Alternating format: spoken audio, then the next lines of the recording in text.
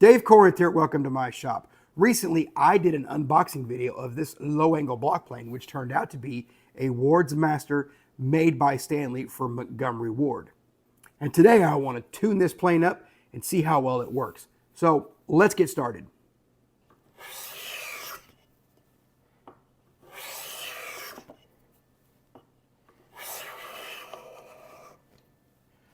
Let's see how I got it to do this. So this is our Ward's Master low-angle adjustable mouth block plane. I don't think these were ever issued a number in the Montgomery Ward catalog, but essentially it's an exact copy of a Stanley number 60, made by Stanley for Montgomery Ward. And they had two lines of planes, Montgomery Ward did. They had the Lakeside, which typically was their cheaper line, and then they had the Ward's Master line, which was their premium line of planes. They were made by Stanley, identical to Stanley's, and they're great planes. You can usually get them cheaper than you can get a Stanley, so keep an eye out for them. I think they're wonderful planes. So what am I going to do to this plane? Not much. I'm going to clean the sides up lightly. You can see there's a little bit of rust right there, but I want to leave some of that patina. It doesn't bother me. I'm going to lap the sole because it looks like it has a hollow spot from continued use running down the center. And then we're going to sharpen the iron and get it to where I can actually use this thing. One other thing I'm going to have to address is the eccentric mouthpiece. It does not move freely. If I open this up, loosen that screw, I should be able to move that knob and it moves back and forth easily. But when I move the lever, not knob, it actually lifts it up. So something's going on under there, and we'll have to address that. But other than that, this plane is not going to see a whole lot. It's in great shape. The finish on it's near perfect. The nickel plating on it, especially on the hooded lever cap, is in wonderful condition. You can see there's some of the nickel plating coming off on the front knob, but that's just typical where someone had held it a lot for years. So that doesn't bother me, and I'm not going to do anything with that. So let's get this plane apart and just see what it looks like.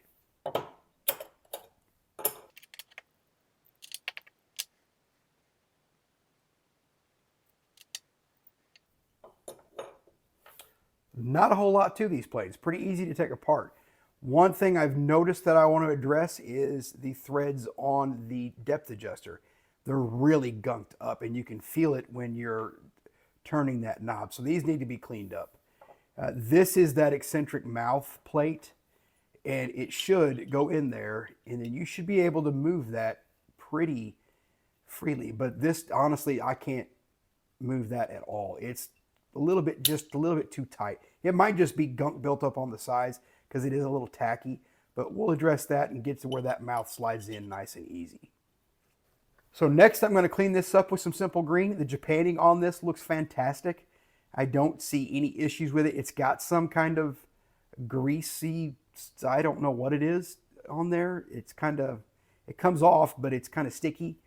There looks like there's some shellac that got dripped onto it from a previous project. There's a few paint splatters, but I'm not going to focus too much on those. And then, of course, I'm going to clean up the threads on all of the screws because especially this depth adjuster, it has a lot of gunk on it. So I'm going to get this thing clean, and then we can start the tuning process. So I'm going to start this off by spraying some of this simple green in here and then just letting it soak for a little bit.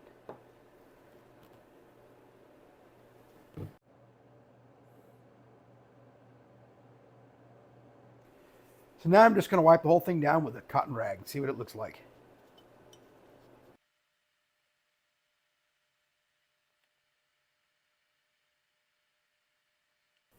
So here's the body after cleaning, and I think it turned out great. It still has a few paint spots, here and there, but they're tiny, and I'm honestly not going to spend a whole lot of effort getting those off. It's just part of the plane. But you can see that whatever that shellac was here, it came off, and then there was something in the corner here that was kind of greasy and grimy, and I was able to get that off. So the Japanning on this, like I say, it's 99% and looks outstanding. And since this has got some kind of gunk on it that's kind of sticky, I'm going to go ahead and clean it as well.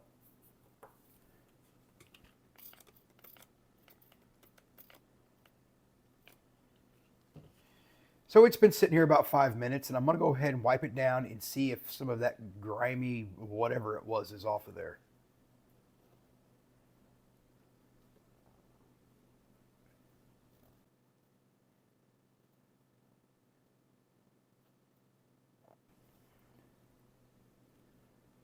That feels better. So now let's see if getting that gunk off made a difference. It went in easier, but it's still not sliding. So let's take a closer look at the leading edges here. I don't see anything that would cause that. Okay, so let's work on this. So here I have a 400 grit diamond stone, and I'm just going to run this across back and forth and see if I can kind of knock whatever burrs are causing that to bind up. So let's hit it with some glass cleaner first, and then we'll run this down the side.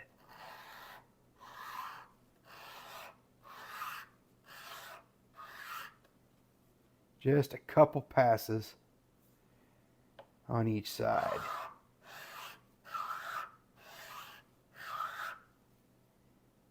And see if that does anything. Oh, almost. I mean, it's looser. Let's do a couple more.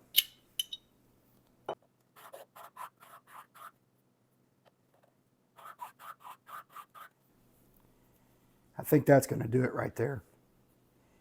Now, I'm pretty sure now I'll be able to slide that thing back and forth with just my fingers.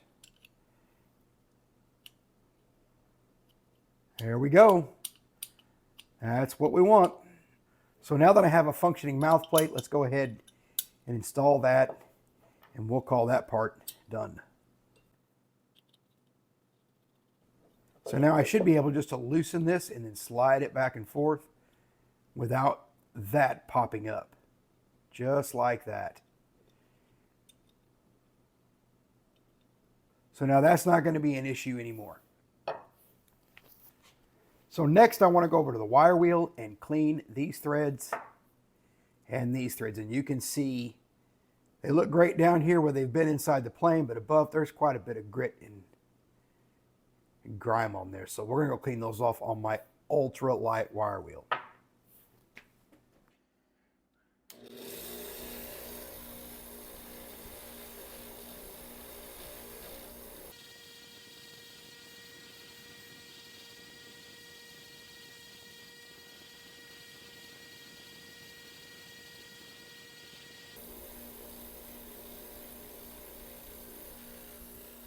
So now that I have the eccentric mouth in place, I'm going to go ahead and clean these sides. I like to have the eccentric mouthpiece in. That way I can clean this front all in one piece.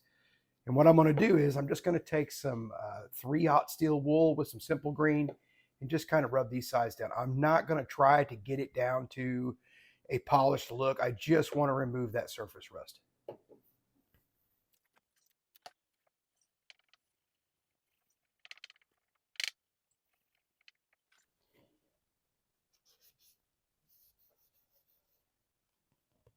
That is good enough for me. Still has some of that patina, but you can see that flash rusting that was on this corner is gone, as well as some of the surface rust that was over here. So let's do the other side.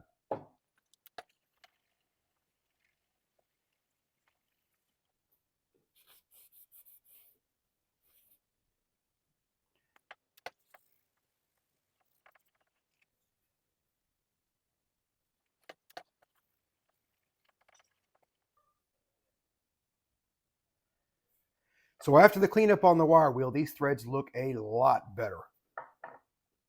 No more of that gunk in there. So now let's go ahead and set it in the plane.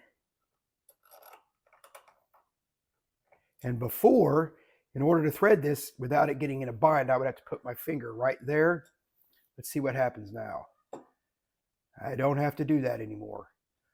I can thread it in and out with no issues at all. For the hooded lever cap, all I really want to do to this is clean up the dimpled or textured surface here. Everywhere else looks fantastic. I mean, that is 100%. There's a little spot right here. Might hit that with some 4/0 steel wool. But other than that, I'm just going to spray some simple green in here, hit it with that nylon brush, and then we'll touch this up with some 4/0 just to remove that little bit of rust so it doesn't grow. And that's it, because this thing looks fantastic.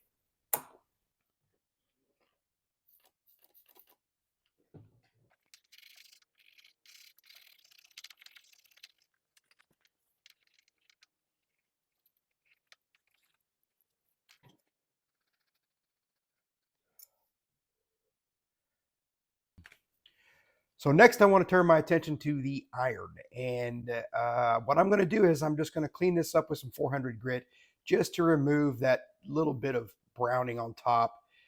And then, of course, the back looks really good. I am going to clean this out, and then we'll re-grind the primary bevel. I don't even know how square it is, so let's look and see.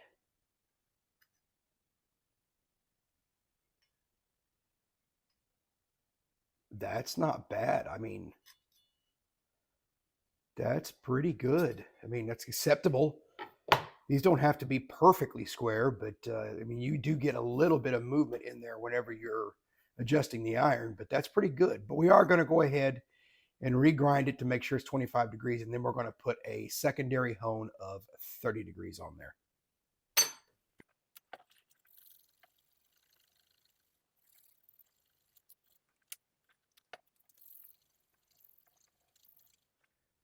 So now you can really see that Ward's Master Quality logo, which I like to see the logos on irons if possible.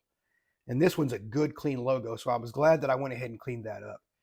And the next thing I want to do is I'm going to take this over to the wire wheel and then kind of buff it out a little bit, even it, and then we'll clean this out on the back. So let's go over to the wire wheel.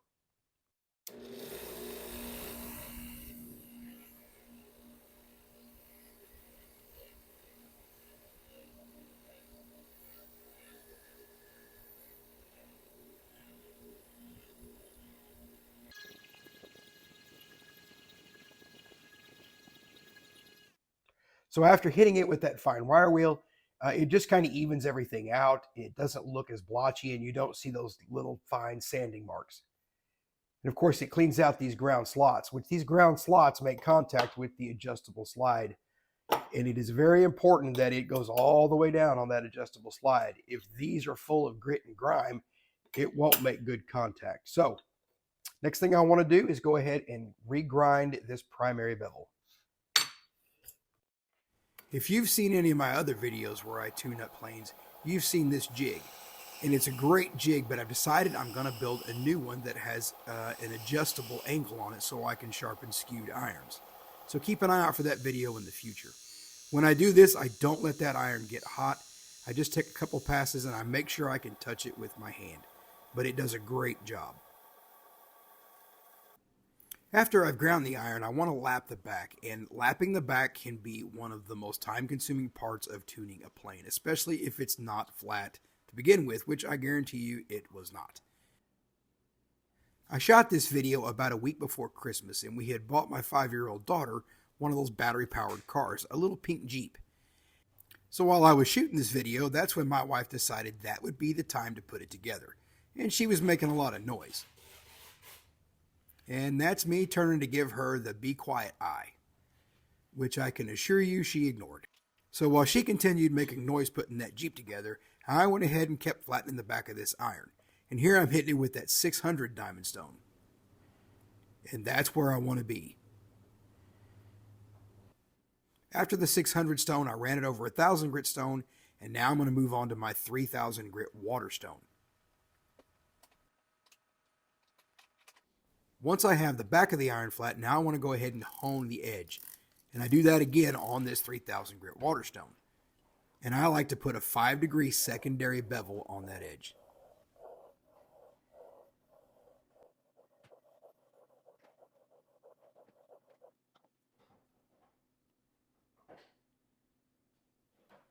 And to finish it off, I'll flip that stone over and use the 10,000 grit side to really sharpen that edge. And you don't want to forget about the lever cap. Its leading edge needs to be lapped where it makes contact with the iron. This ensures a firm seat, reducing the chance of chatter.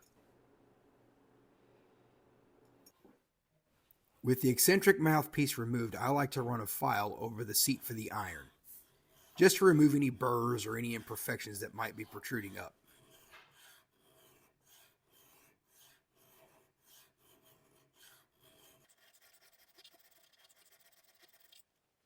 So now it's time to lap the sole. And I'm going to do that here at my lapping station. I have an old table saw cast iron wing that I attach sandpaper to. And in this case, this is 180 grit wet dry sandpaper. And it works great. I can put 3 pieces of sandpaper on it so I can get nice long runs when I'm lapping soles. So I went ahead and installed a sacrificial iron in the plane. That way I don't take the chance of damaging my freshly sharpened iron while I'm running it back and forth over 180 grit sandpaper.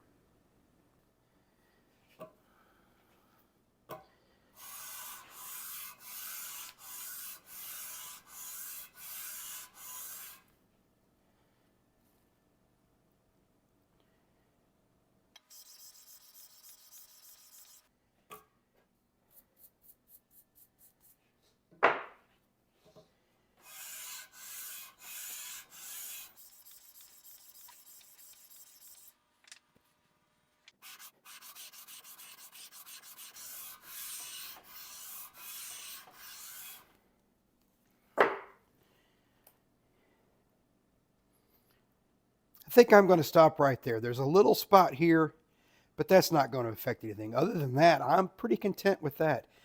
Good contact up here around the mouth and near the end. So we're going to stop right there. Next, I want to go ahead and relieve these edges. This is pretty easy to do. All I do is take my file and then run up those sides. Just a few passes. Doesn't take a lot. And that is more than enough. So let's get these other sides and then we can take this thing out for a spin.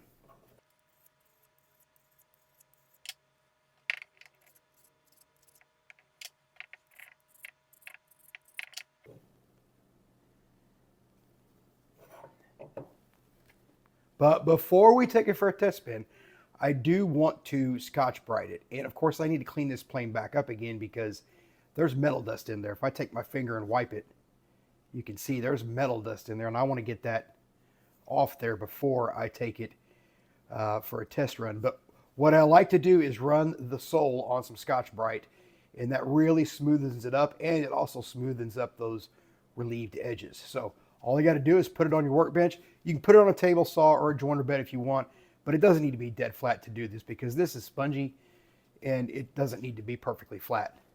So all I'm going to do is put it on the Scotch-Brite and then just run it back and forth, applying pressure. And you can see there's where some of that metal's come off, but the result is a nice smooth feel on that sole. All right, now let's clean this thing up, put the freshly sharpened iron in it, and take it for a test spin.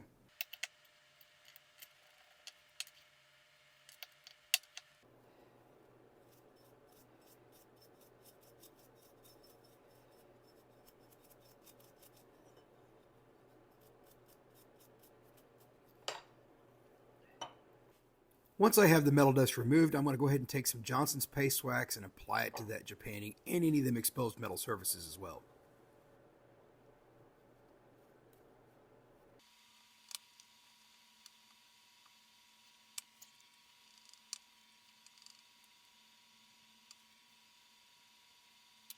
So this has been sitting for about 5 minutes, and now I'm just going to take this cotton rag and wipe all that wax off.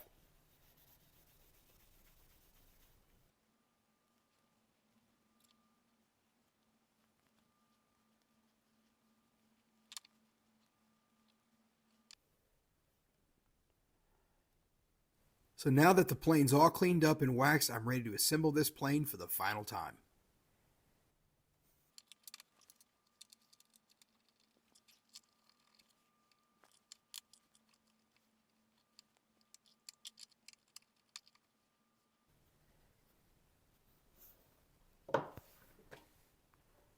And I don't want to forget about waxing that sole.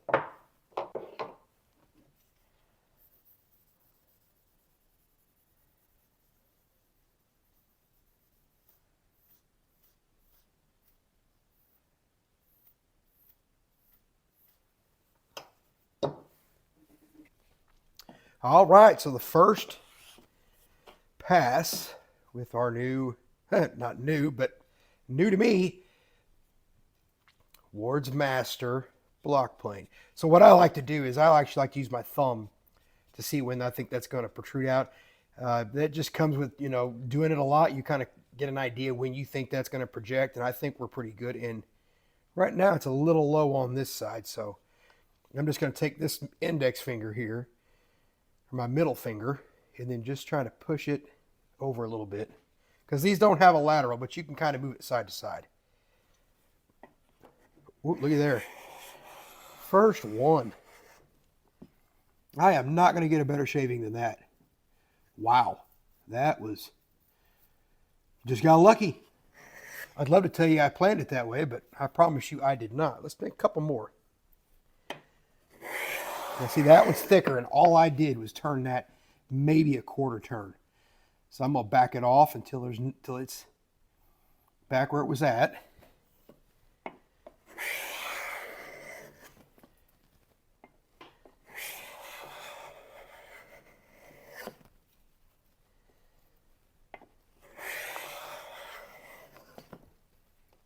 And that is about as good a shaving as you're going to get with a block plane. So, I think this is going to be a great little plane. So I'm into this plane a little under 30 bucks. I paid $16.27, but had to pay shipping and, of course, the tax. So I think this was a great deal. Keep an eye out for Ward's Master planes. These things are fantastic. And especially if you're looking for a good user, you can't beat these planes. They're identical to Stanley's, and you can get them a lot cheaper. Comment, like, and subscribe, and I'll make more. And if you want to see this plane do some end grain, keep watching.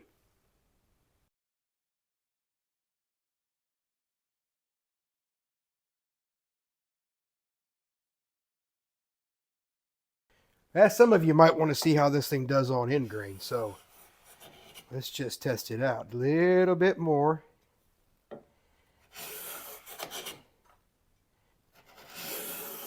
There we go.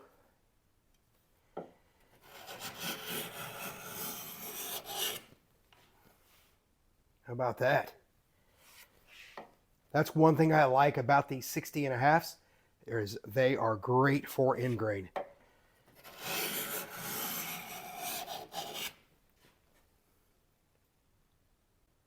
Wow. Outstanding.